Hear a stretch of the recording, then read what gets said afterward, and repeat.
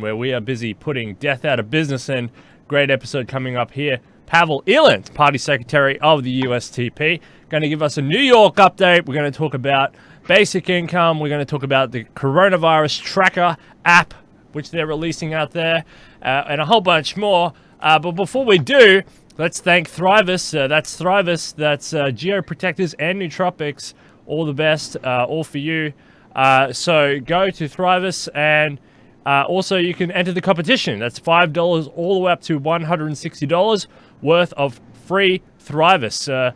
So make sure you get that. That's geoprotectors and nootropics. Also, want to thank David Kelly, I Am Transhuman, for sponsoring this episode. All right, Pavel, all the way from New York. How's New York? It's good. It's still alive and loud, as used to be. Yeah? I mean, it's a very old city. It's a very densely populated city. A lot of history in that city. So it's good to hear it's lively and loud. And I hear you had a 7 p.m. cheer for healthcare workers. Tell us all about that. Yes, every day at 7 p.m. I'm not sure it's everywhere, if it's everywhere around the U.S., but in big cities like Chicago and New York, at 7 p.m. people start yelling and clapping, in honor of the healthcare workers who go to the hospital and work on the front lines and in this battle against the virus.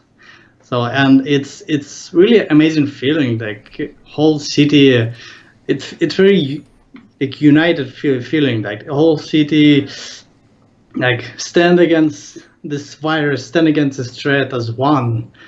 And it's amazing, and it's also help people to, not only healthcare workers to feel support, but also the people who locked down in their apartments to feel like we're still here, we're still alive, this city is still ours. So it's an amazing custom. Absolutely, and it's something that's organically arisen because of the fear that's stoked by COVID-19. And, I've been watching some reports, and definitely the deaths are starting to rise. The death toll is rising. So, people are scared. But it's good to hear that they are unifying in a way that's relevant to the scenario while social distancing. How about you personally? How are you dealing with the crisis? Are you good on food and shelter, water, and all of those good things? Well, all basic stuff, it's still here. Food's still in the stores. Water is still leaking. As you can see, you can look at my hair and you can tell that the non-essential businesses is closed, like barber shops.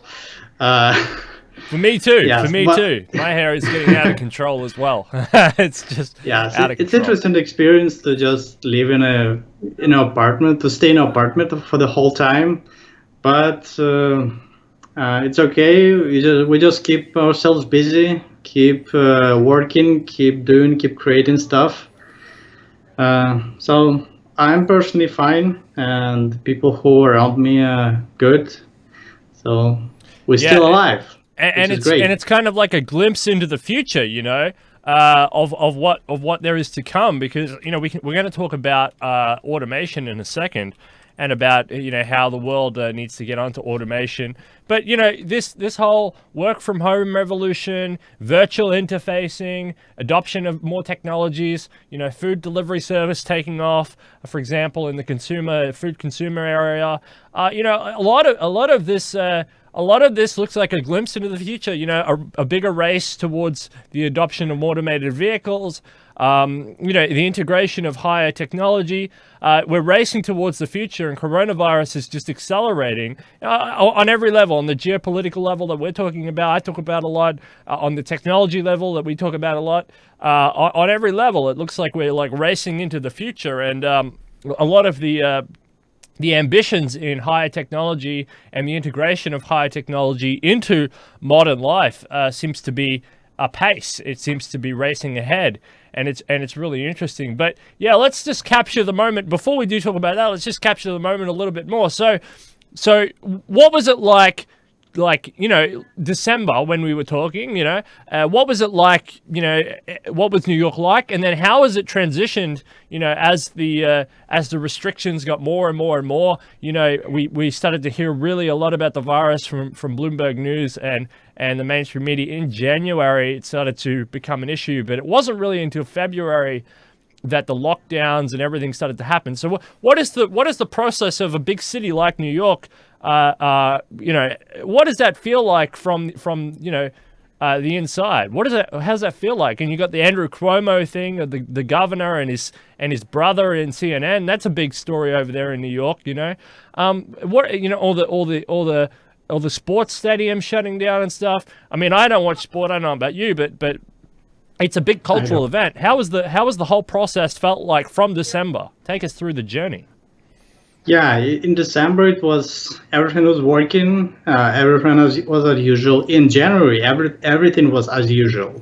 In February and even in the beginning of March, everything was working. Everything was fine. No one was wearing masks, and all of a sudden, like in a course of a couple of weeks, they shut down public places, shut down libraries, shut down just offices, start closings. So yeah, it was very rapid change. Like in a course of only a couple of weeks, everything stops.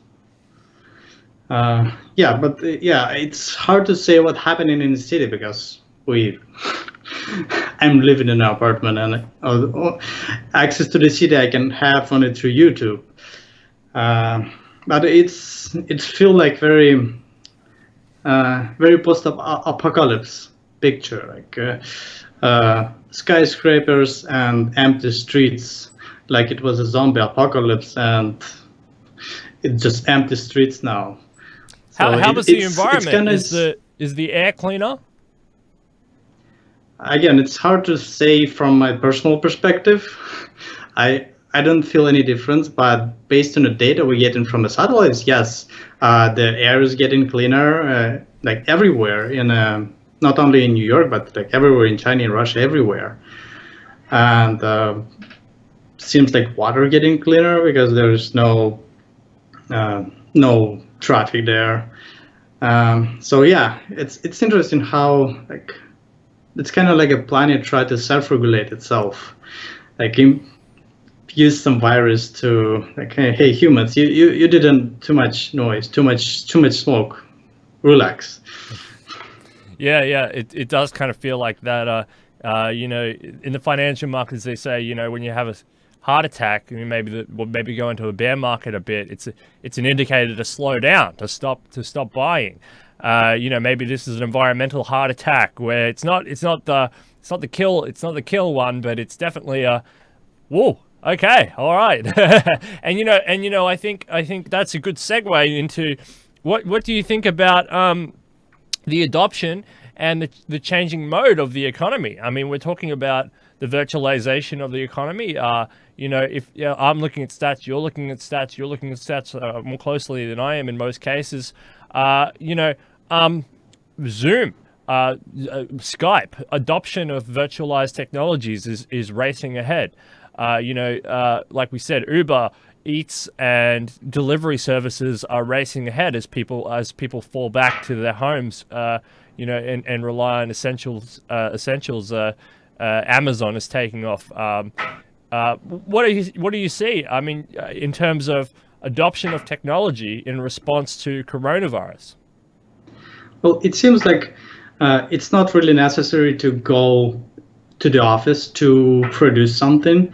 It's we can work from home. So I think we should rethink the concept of work. So we don't necessarily have to go somewhere in some specific physical location to be efficient, to be productive.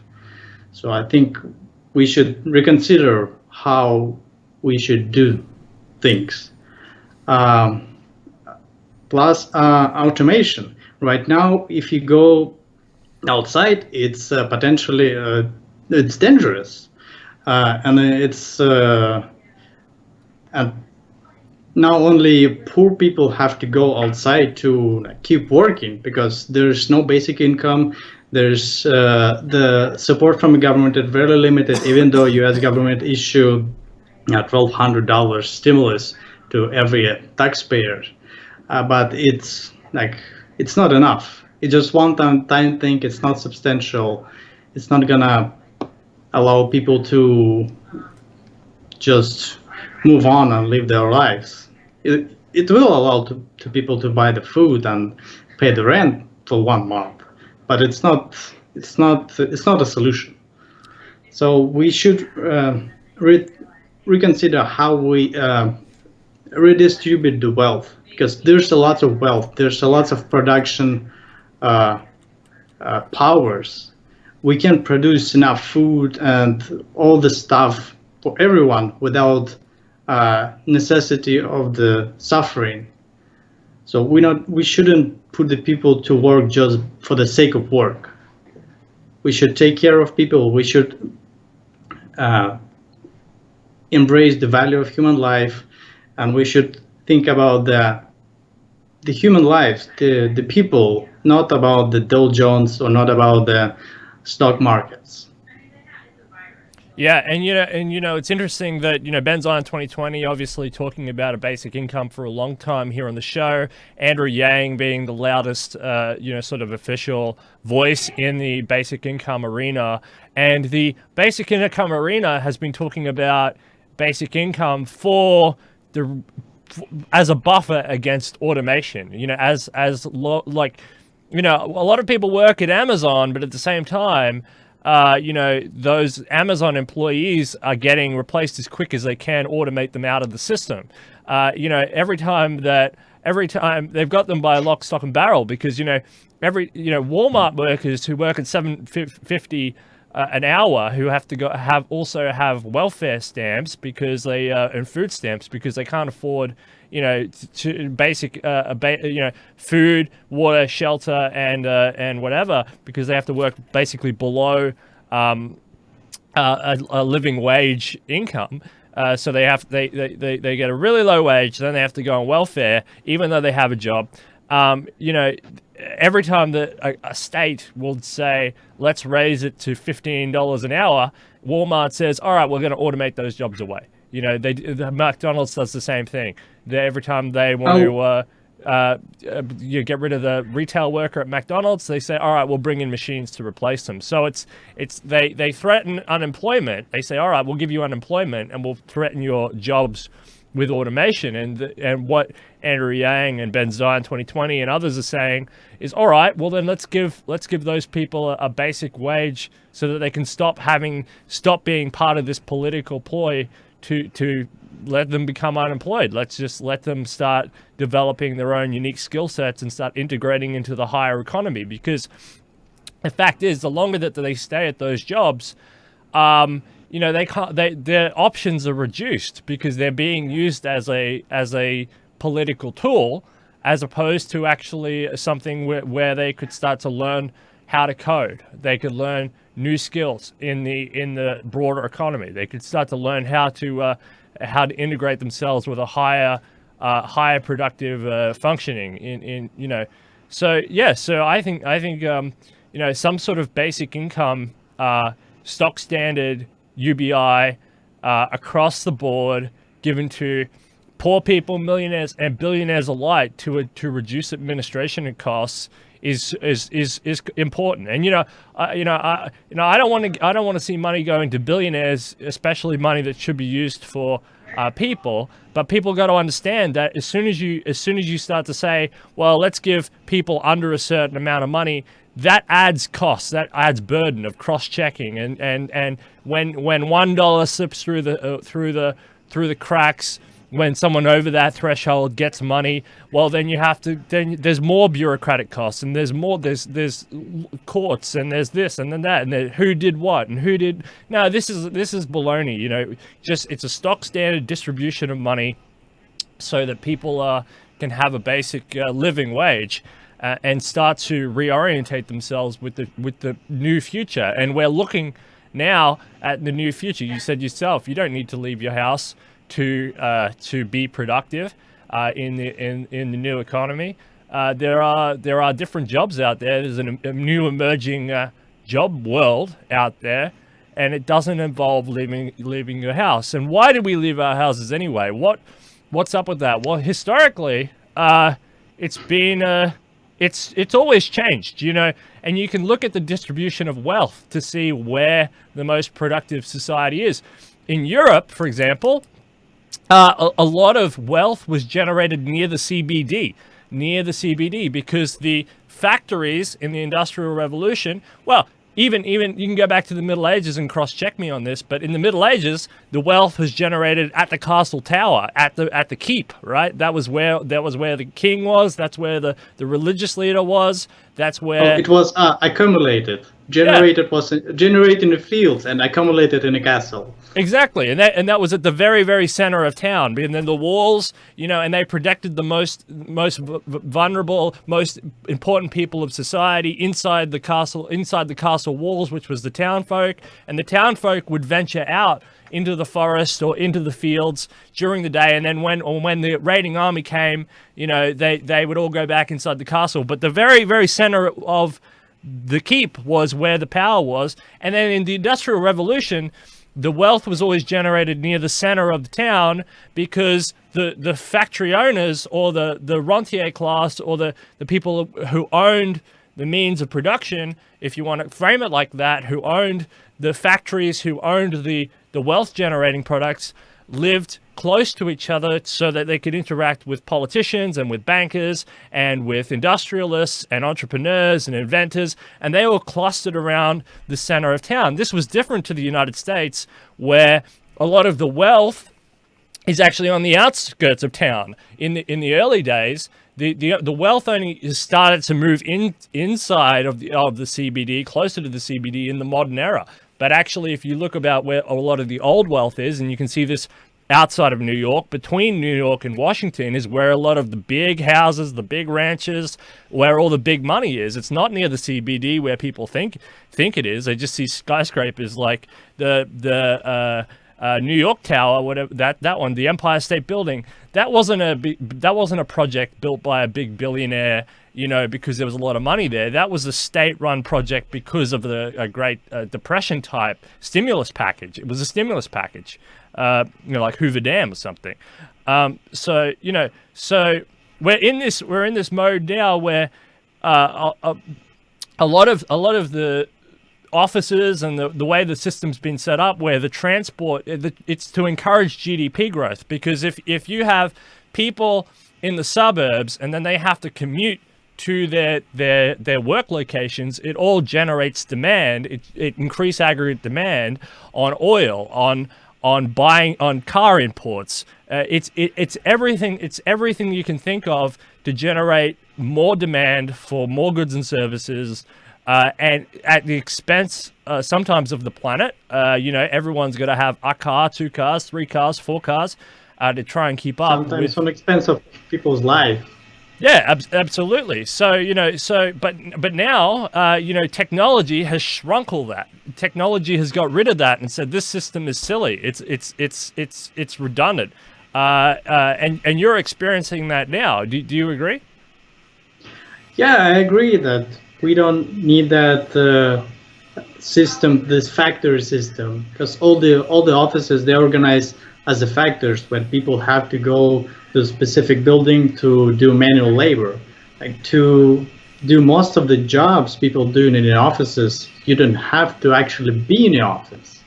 So we can release so much wealth to the economy. We can redistribute the manpower to do something else, something more interesting, something more useful for the humanity, like, for example, anti-aging, or automation, or research and development. Like, there's lots of interesting things to do, rather than just be the voiceless wheel of the economy. And by the way, you mentioned that in New York, that the minimum wage, they lift minimum wage to $15 an hour, it's not an option. Like in New York City, the minimum wage is $15 an hour, and it doesn't change anything. There's still a huge gap between super rich and super poor. Uh, there's still high unemployment, and people who work for minimum wage, they in such a stress. They live in fear, and they don't have time to reflect on their lives, to choose the career, to think about what they like, what they don't. So $15 an hour is not an option. Only basic income, only radical changes can help us to build brighter future. Yeah, and what do you think, in terms of automation, what do you think jobs could be automated today, tomorrow, in reflection of the coronavirus? What do you think we could, because we don't want people tied down as serfs, as slaves, as slaves to mindless activities. We want them uplifted and allowed to, flourish in creating solutions to future problems, which there are a lot. So, but what jobs do you think we could get rid of, in the short run? We can get rid of lots of manufacturing jobs. Like, for example, I was working in a bakery, and there was a machine which can produce the bagels by itself. But the owner will have to think about it and spend some mental effort in order to establish the machine, repair it and maintain it. But instead of doing that, he can just hire low pay workers, and they're gonna do it by themselves, without high maintenance and without headache, and they were easily replaced.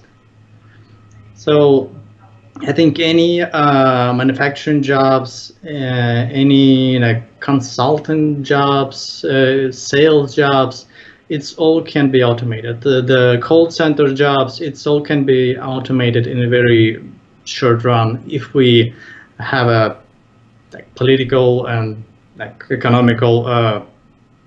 If you make the political and economical decision to do that. Yeah, you got to have the political will to allow it to happen, and the economic will. One of the ideas is that like you were saying, you have to invest in capital. Well, a lot of Keynesian economics idea is destruction is good for the economy. Every time you remove something, for example, if a hurricane comes through, that's fantastic for the economy, because then you've got to go run around and repair everything and boost GDP in the short run. Lift aggregate demand in the short run. Well, war, it's very good for economy. Yeah, absolutely. War is the big one, right? Have to practice the war. Yeah, and you've got the other side, which is the development side, But as you know and I know, these are both really, really stupid ideas, because war is just totally destructive. Who wins from war? Nobody ever wins from war. You destroy lives, you destroy creativity. You push money in and brains into destruction rather than creation. For example, in your bagel shop. You got the machine sitting there, but if he has to, in the broken window fallacy, if he has to repair the glass window, of course he needs to hire people at a minimum wage, because he's repairing the glass window. And this is a thing with taxes or whatever. Excessive taxes do the same thing, and people say if you leverage excessive taxes on a business, you can remove the unproductive practices of that business and push them into the government, which knows exactly how to do the best productive practices. And the government doesn't just the government doesn't usually use that stuff for super productive means. There are some arguable good government projects. I would point to one or two.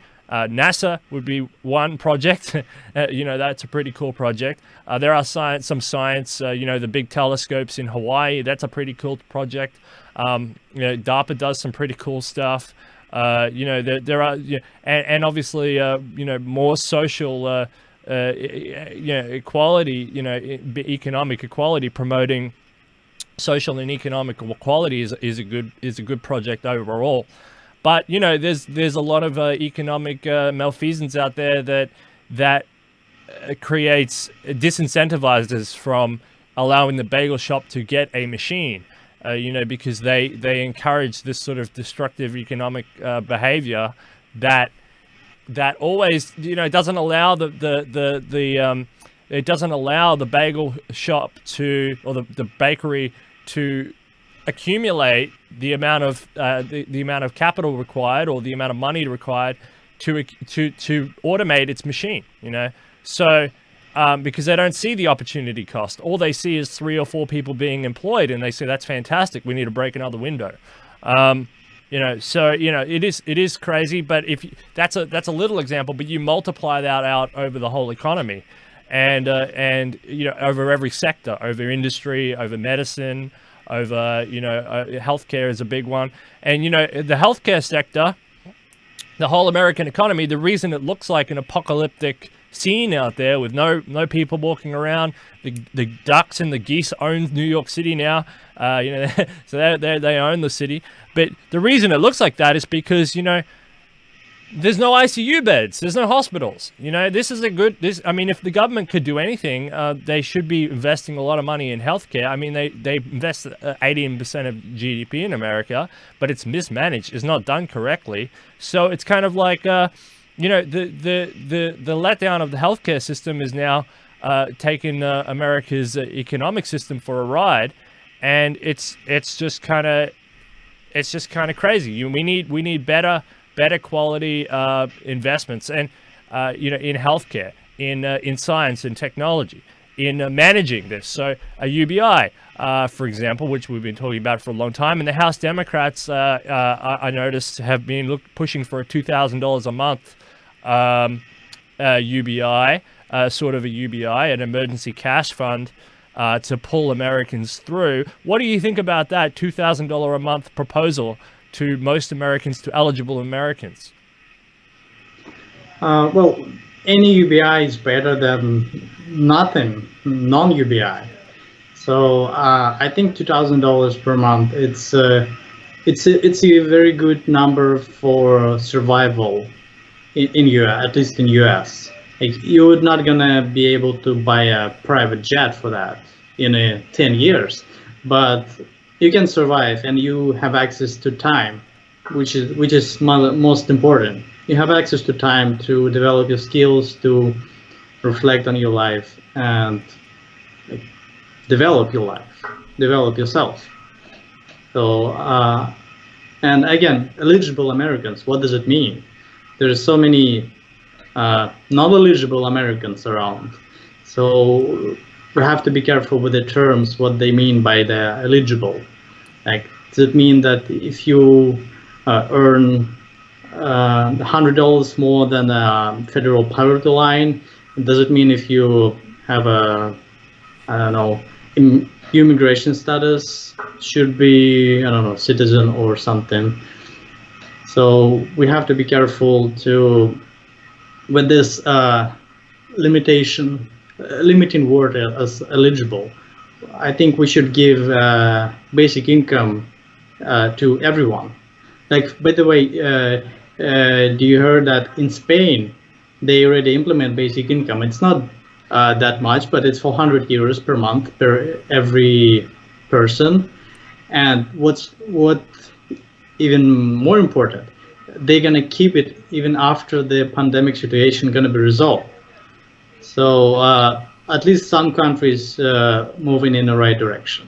Well, yeah, Spain is doing it in the response to not just to the pandemic, but they're using it as a way to the pandemic as a way to lever this policy in, which they've always wanted to do because of their mass and persistent unemployment. I mean, they've been part of the Eurozone project now and part of a Euro tyranny from Germany, where Germany has essentially been exporting their unemployment to the Mediterranean, to Spain through Deutsche Bank, and they've had this high rate of unemployment for a long time, not just because of automation, but that's the big one that's coming up on the plate plate of everybody. Everybody's dealing with automation now, in a bigger way, in a way that Andrew Yang was yelling about, and a way that Ben Zion was yelling about. And this is the undercurrent.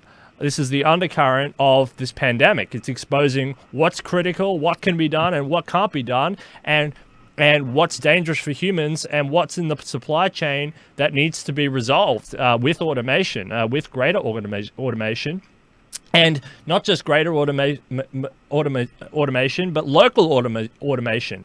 It's not really efficient to ship products from China to the United States anymore using cheap labor as an automated workforce, because that automated workforce can be subject to biological ills like the coronavirus. So so Spain is a really good example of a country that's been dealing with persistently unforgiving high unemployment, especially in the youth, because they've had a big youth unemployment. So this is essentially a stimulus package that's going to try and generate some sort of economic and social stimulus. And I think that this is more, when you ignore factors like social and economic stability, like Spain did, you get Catalan problem. You get issues of different parts of the country that want to revolt and separate, that area, that region of Spain is a very rich area. It's a ethnically different area. Muslim. There's lots of Muslim population there, and they just want to leave. They just say we don't want to be here because it's too much of a drain on us to support the rest of the Spanish economy. And Spain's becoming a bigger and bigger problem with more and more social unrest. So and Spain's been ignoring this. Spain's been trying to work around this, and they're using this UBI as a way to promote social stability. And I agree with it. It's probably not enough. It's probably not enough, but it's a step in the right direction, and it's a good maneuver. And I think Catalan, it'll probably die down a little bit now, because it's less about economics. When you actually watch the leaders and you listen to the interviews, it's less about economics and more about the fact that they're worried that Spain would fall into some sort of revolutionary revolt and take them with them. And yes, it's automation that's underpinning these sorts of dramatic societal dislocations in a huge way. Germany is not far behind. Germany has automated everything it can under the sun within the context. Germany is the most efficient economy in the world by far, I would say, in terms of its pure efficiency, and they have a great mix of automation and job mix. And I think the world can learn a lot from German manufacturing practices and how Germany has dealt, especially in the automotive industry. Mercedes-Benz, BMW, all these other great German cars. They have a very high automation, but they also have very high employment rates for high-skilled, high labor, where they need to import people because they don't have enough domestic workers to support their own economy. So Spain is a good one. It's doing it for social initiatives because of regions like the Catalan, but also they need to learn from Germany. They need to learn from places that have had successful integration of, because this is the thing that people don't really understand. You can have an economy that's highly functioning, and you can also integrate it with automation. It doesn't have to be one or the other. You just have to really manage your way around and think carefully about how you upskill your labor force. And unfortunately, what that means for the United States is it has to rethink how it does education. It has to rethink how it invests in education. If you don't invest in education, if you don't take education seriously, then you will be left behind, and you end up with this this black and white thinking, which Americans do, and it's hard to get out of because they dominate the talk in this area. They dominate it, and it gets really annoying. But they don't look at success stories like Taiwan. They don't look at success stories like Germany. They don't look at success stories like Singapore or Hong Kong or even Shenzhen or other parts of the world that have had, or Dubai, that have had successful integration with automation and a competitive economy while growing jobs and importing people from all over the place to integrate those jobs, because they don't want to talk about the other factor that is education. That is, they want to leave that part out of it. And then so for the American mind, it's either automate or don't automate, or you have to do a UBI in the middle, when actually you can do all three things at once. There's actually an integration process there where you can raise human capital, you can raise your education, you can raise your manufacturing, both international and local, and you can become more sustainable and economically and socially progressive all at once. Germany is a success story. There's lots of success stories out there, and it can be in a loop. Like, you invest more in education produces more automation produces more wealth, and then you have more wealth to invest in more education and get more resources to increase automation and increase the quality of life. So yeah, you can be in this positive loop. Absolutely, and it's not black or white thinking, and I think this is what, you know, someone like Ben Zion or Andrew Yang is trying to get across, and it will become harder as Americans sort of wake up to automation, because a lot of people, I find, you know, they have this black and white thinking. It's and what it is, the argument is that automation equals job destruction, and that's not the case at all. It just means that people have to upgrade their skills. And the thing with transhumanism is that upgrading yourself, upgrading your mind is becoming easier and easier and easier to do, because technology is enhancing us and giving us access to information, but not just information, other abilities as well, to more easily integrate ourselves into the modern economy. And so it's getting easier. It's getting easier all the time. We're not on the beginning of that curve where where we'd have to learn to read. We all know how to read. Well, I would say the access to the learning new technologies getting easier, but technology itself getting more complex. So it's like two-way road. Like, you have more access to education resources, but technology getting more and more difficult to learn. So yeah, it's more complicated than just getting easier, I think.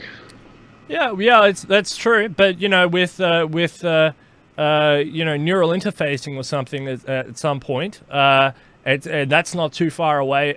We could accelerate the learning process. Learning a computer language. I mean, that's getting easier all the time.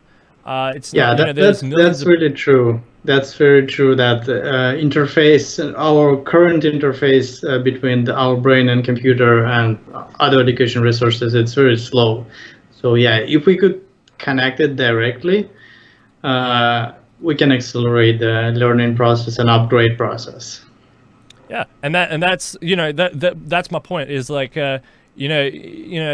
it's not like we're learning, having access to a language is most people, there's a lot of literacy on the planet, right? And that's a better base to work from than a whole bunch of illiterate people. You know, it's not like we're living in the ancient times where the only people who could read was the kings and the priests, you know, because it was sacred information, and then they would use information about crop cycles and about life and the universe and law and stuff like that to aggregate resources to themselves to then enhance their own power. We don't live in that anymore. We live in a more democratized landscape where people because of the internet, especially, and because of learning resources, literacy is at a much higher rate. You can go out into parts of what would seem like undeveloped places, and people have mobile phones, they have apps, they can read commodity markets.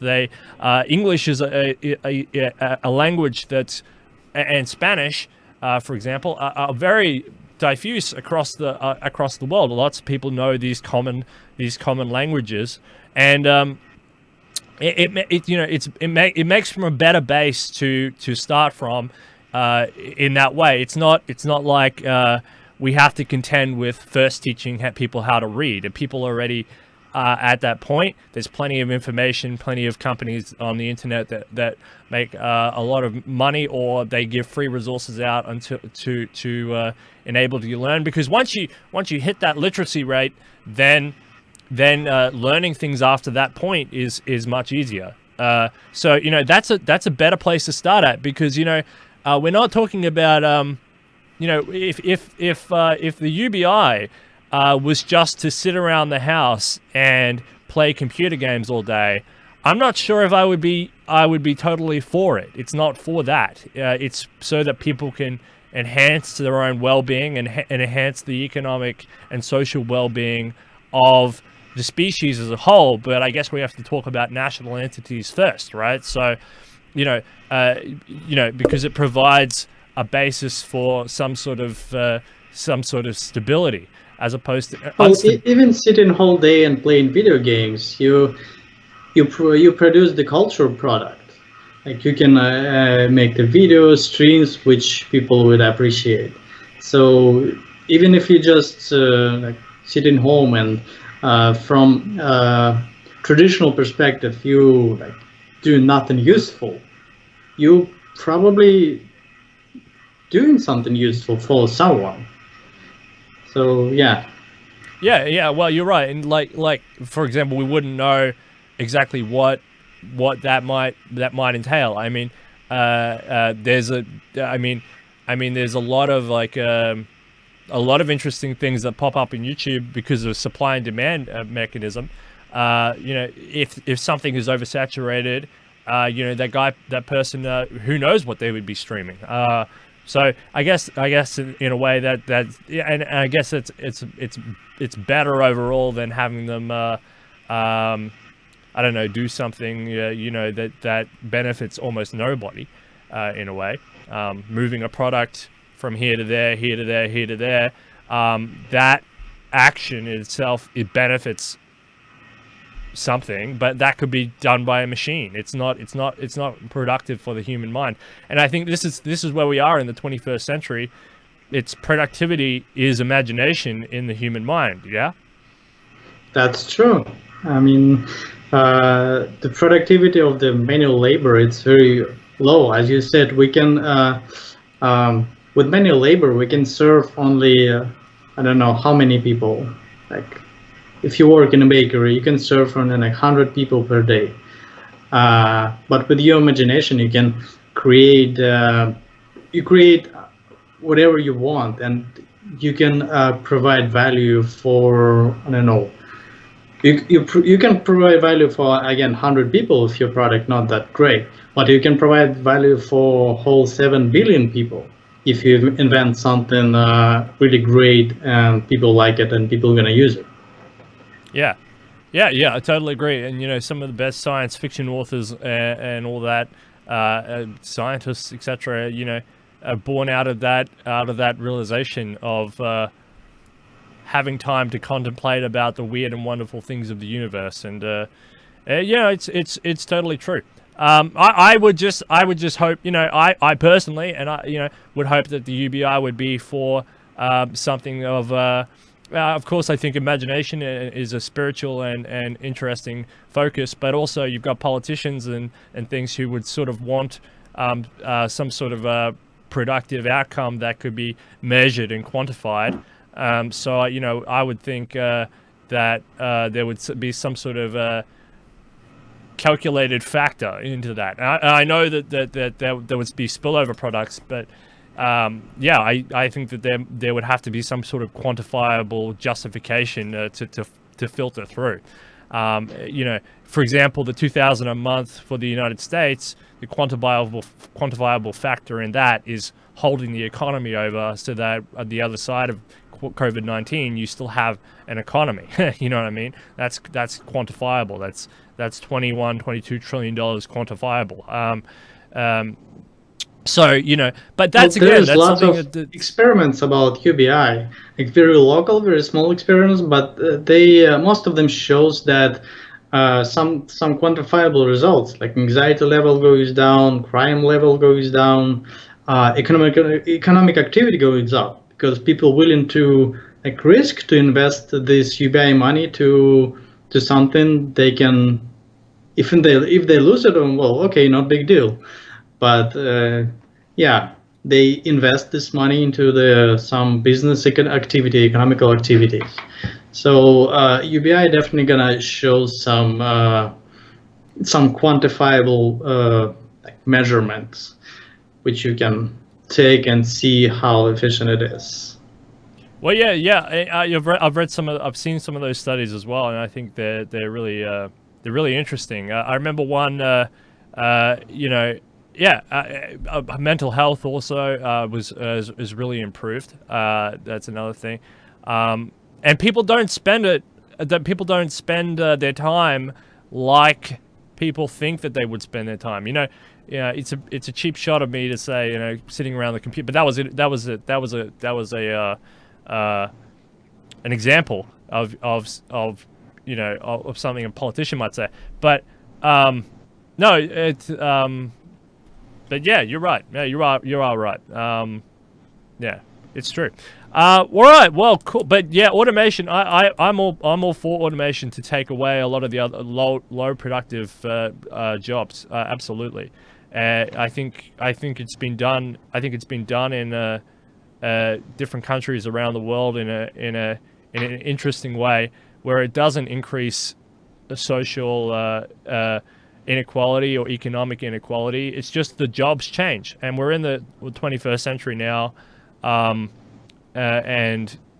I think that's the big thing. I think the whole economy, the whole landscape of the economy, is changing in a big way, and we need to react to that as a species.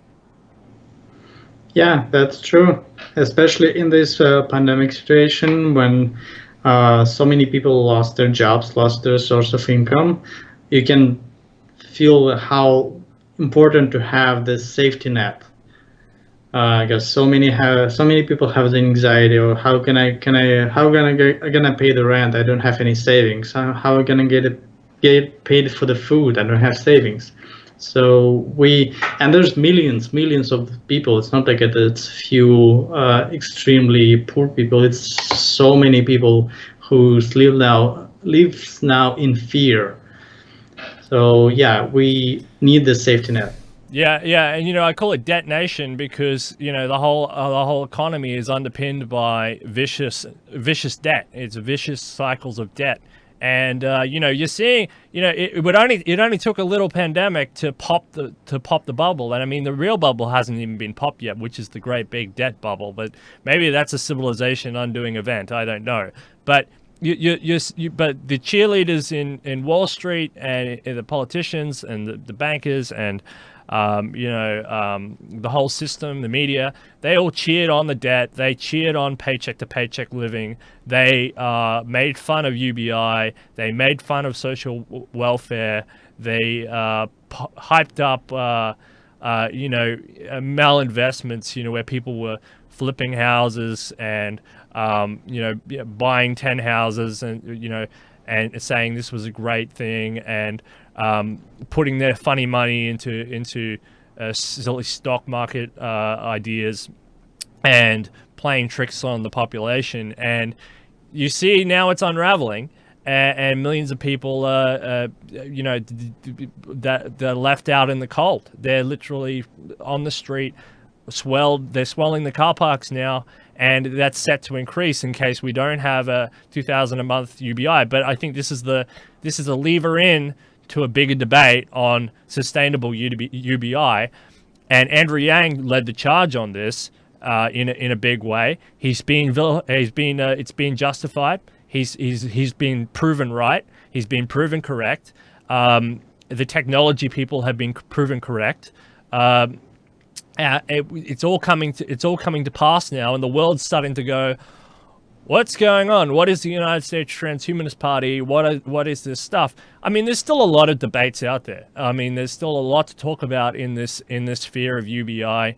There's going to be, everybody agree, Republicans and Democrats, we all agree with it, but they're agreeing with it for different reasons. Mostly, they're playing again, which we see over and over and over and over again. It's the reactive play. It's, oh no, the economy. Let's implement some emergency measures to protect the whole economy.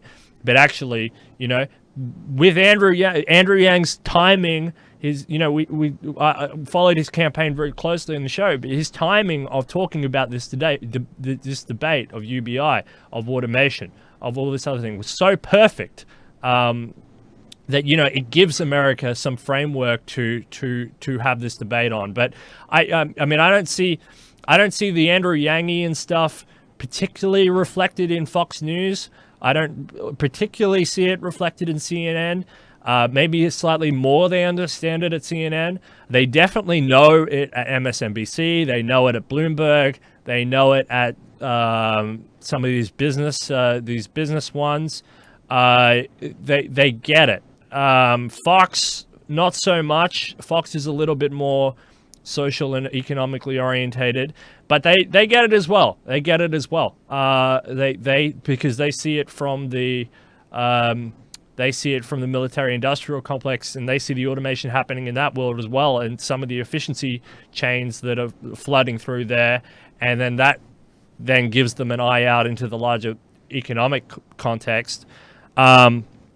But yeah, it's perfectly timed. It's given the Americans something to work with, something to think about, and I'm really happy it's coming up as a debate, now, and they have to start talking about it, and they are talking about it, but not just as a band-aid, which is what they always do. This has to be a moon speech, a JFK moon speech, in terms of the future of humanity. It's the future of humanity that we're talking about, and why UBI is at some level beneficial for everybody across the whole planet. It should be I have a dream speech. Absolutely, JFK. I mean, Martin Luther. Yeah, absolutely. It's a Martin Luther moment, and it is. It really is. It is. And I mean, we've got a few kinks in the road to work out before that. But I totally agree. It's a JFK. It's a Martin Luther King moment. And it is. We live in that period of time. Let's talk about coronavirus tracker. So you've been busy bee doing stuff. Let's talk coronavirus tracker. Yes, the coronavirus tracker. It's our answer to this pandemic situation, to this lockdown. It's very interesting. It's very interesting open source project because it starts only 1 month ago with no funding, with no backup from anyone. It starts with just a few engineers, few volunteers who just create a repo on GitHub and start working and start call people to join. And within a month, from just a few people, this project grew to the almost more than 200 contributors project.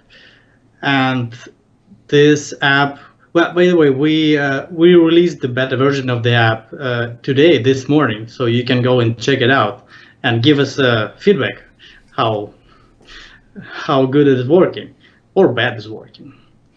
So the app doing first, it's gonna help the users to track their symptoms. It's gonna educate the users through some game-like process, and which is most important, it's gonna all the data user enter to the app. a user gonna own it. We using the blockchain backend platform Blockstack to encrypt it and decentralize it. So we can't see, developers can't see what user enters to their database. So, and it's very important to user to own their data. So no one can use to profit from it. So it's very great project, and it's great not only from the technology side, but also from the social cultural side, because it's like we said, it's a app built by community for the community, and the community which forming now around this development process. It's just amazing. It's a couple months ago, I was given the lecture about othering and belonging and how we should create this spaces of belonging where everyone is welcome. So this community which developing this Corona Tracker app is this safe place where everyone is welcome, where everyone is belong, and where everyone can contribute as the pace they comfortable, as the skill level they comfortable. And it's not only a technological project. We have lots of healthcare specialists, but have marketing product have managers. So it's growing beyond I could imagine. So it's really great, and I highly recommend to go and try it. Absolutely, and anything that protects your own, gives you sovereignty over your own data, I'm for that, because that's regardless of what it is not regardless, but for the most part, because that's I see that as something that's quite sacred and important.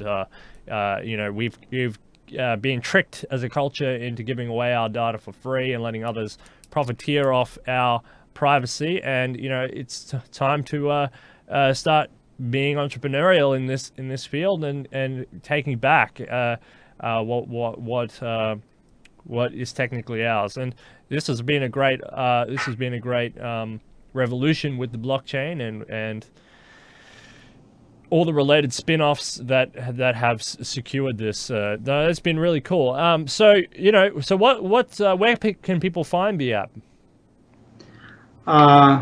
You're probably going to publish the link below to the app. It's a progressive app, so you don't need to download anything from App Store or Google Play. You can just go to the website from any device. You can use it from a desktop, from a tablet, from your phone, and it's gonna work perfectly on any device. So you can just go to the website and start using it. Cool. Yep. And it's really important that we safeguard ourselves from coronavirus in this age of coronavirus.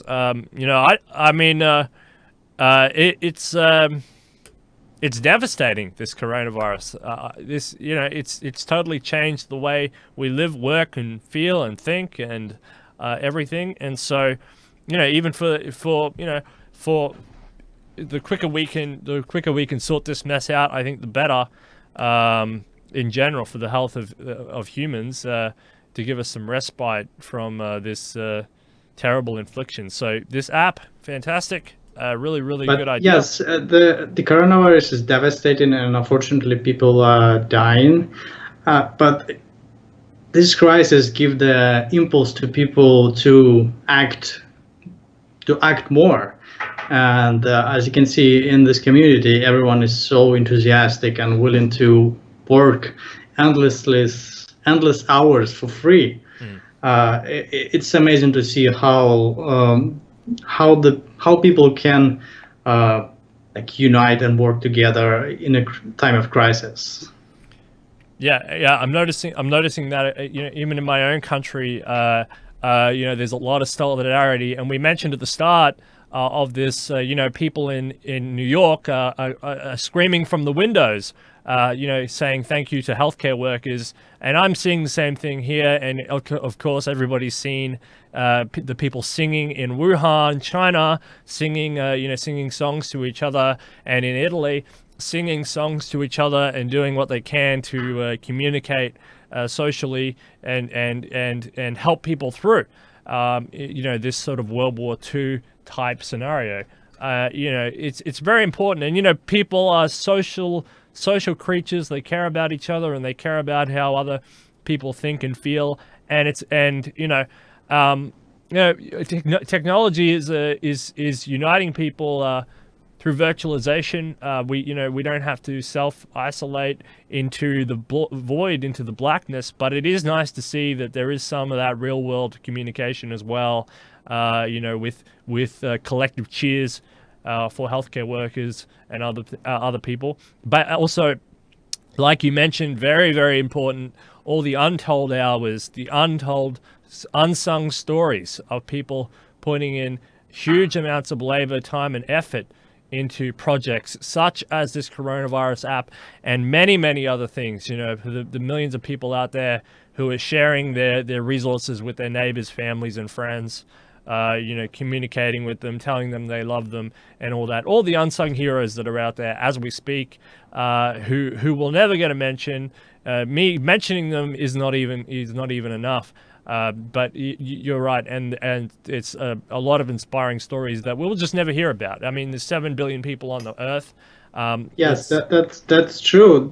We now taking a part in global hackathons. We already won 3 of them, and there's so many, like thousands and thousands of projects from all around the world who are willing to contribute to create something in order to help humanity to face and get over this virus crisis.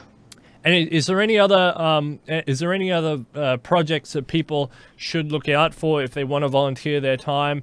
Pavel, you're obviously working on this app, but do you know of any other projects that would need people as assistance if they're looking for some way to help or volunteer or put their effort, or if you know of a gap that needs filling? Would you suggest somewhere that people can go and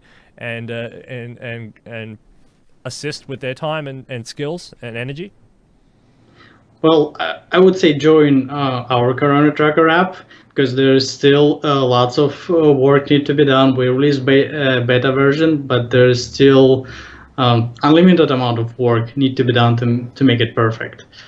And there's so many other projects which also need help, and I don't want to mention like 1 or 2 because I'm not part of it, but there's so many of it. I can send you a link for the list of the different open source projects, coronavirus related projects, so people can choose and contribute. Yeah, and I'd love. But yeah, of course, join our project first. Yeah. If you've got the skills, join the project, the Corona Tracker app. We can learn. If you willing to learn, join us anyway. We can teach. We can sit together and do pair programming or do something else. So join Corona Tracker app. All right, very cool. Join Corona Tracker app. Also, if you there'll be a link for other projects as well. Really exciting stuff. This is the time to come together. We might not have a moment like this again in a while, so we might as well use this. This is definitely the moment where everybody really feels like we're on the pale blue dot together. We're all here on the this is the moment, and who knows what the future. Don't forget to join USTP also, because this crisis is going to be over, and we have to go and vote and participate in election and in the political debates. So join Corona Tracker app and join USTP. Yeah, absolutely. Down there, United States Transhumanist-Party, the symbol of forever upwards. It's a great symbol. And people are waking up to it more and more and more of what that symbol means. And there's a lot of work to attain that symbol. The true meaning of that symbol, the true extent of that symbol, but it's not an impossible feat. And in the meantime, let's go to Mars. Let's go to space. Let's go to the moon. Let's go do those things. Let's have all the debates in between here and there of how to do it. But let's also get ethical AI, and let's get 3D printing. Let's get safe and secure, and affordable housing, water, food, shelter, healthcare for people. Let's use technology to improve condition of human existence, not destroy everything around. No, it's too easy. It's too easy to go down that road, and humans are better than that. We can overcome. This is the great challenge. You're right. It's the great challenge.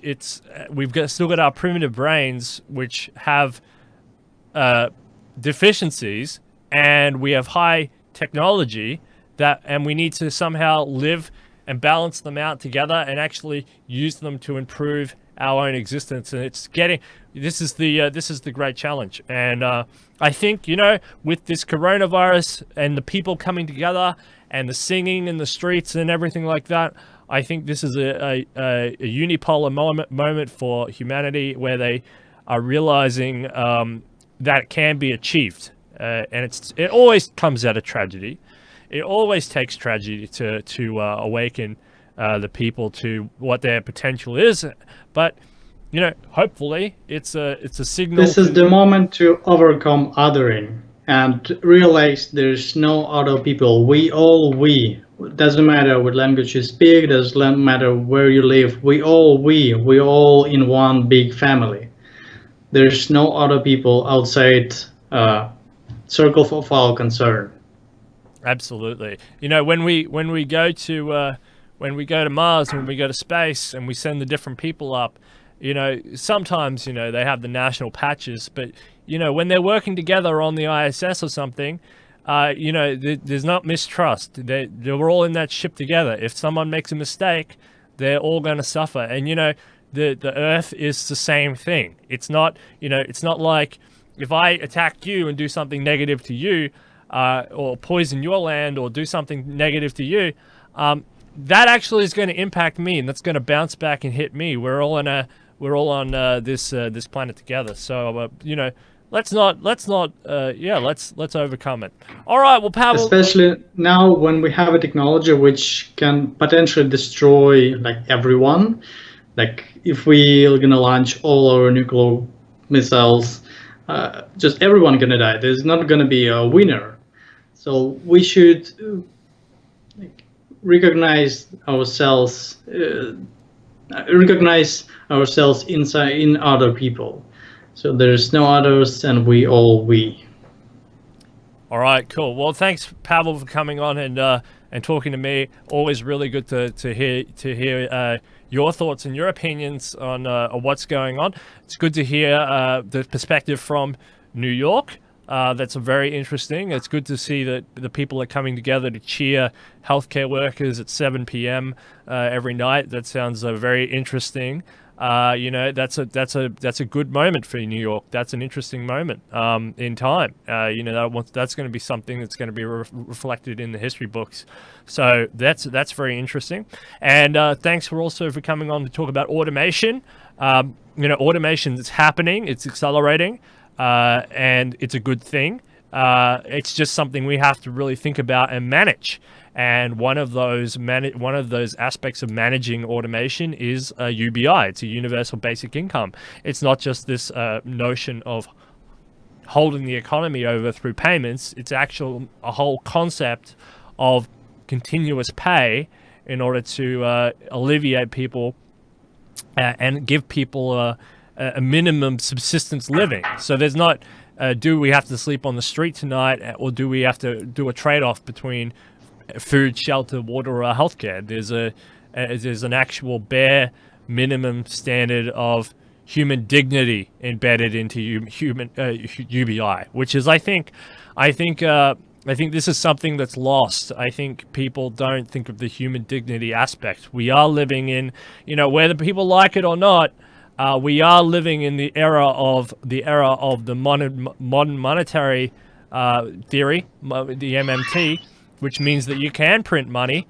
to just circulate money, You know, and so by that definition, if you're an MMT person, why wouldn't you be for a UBI? It literally would give you somewhere to put that cash to generate goods and services through lifting aggregate demand.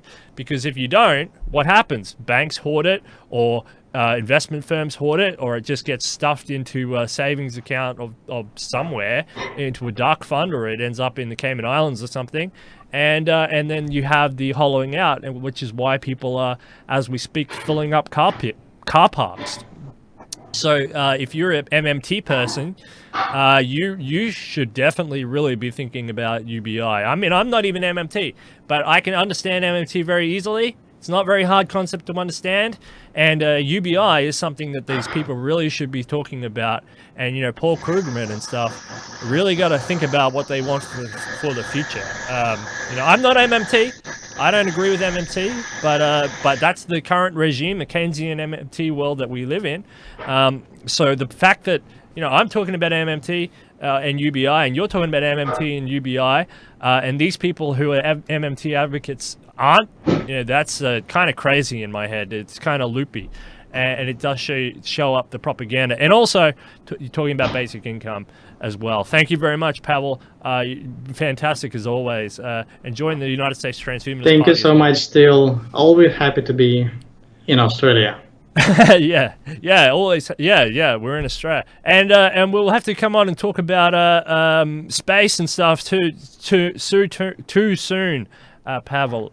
There's lots going on with SpaceX and Virgin and Boeing and lots going on in the space world, and you know, you're the Dyson Sphere guy, so that's your first small step to one big Dyson Sphere. So we'll have to come and talk about the advances in. Yes, I'm always happy to talk about space. It's my small refuge. Absolutely. All right. Thanks very much, Pavel. That's Detonation, where we're Thank you, Still. putting death out of Stay healthy. Yeah, you too. Stay healthy. All right.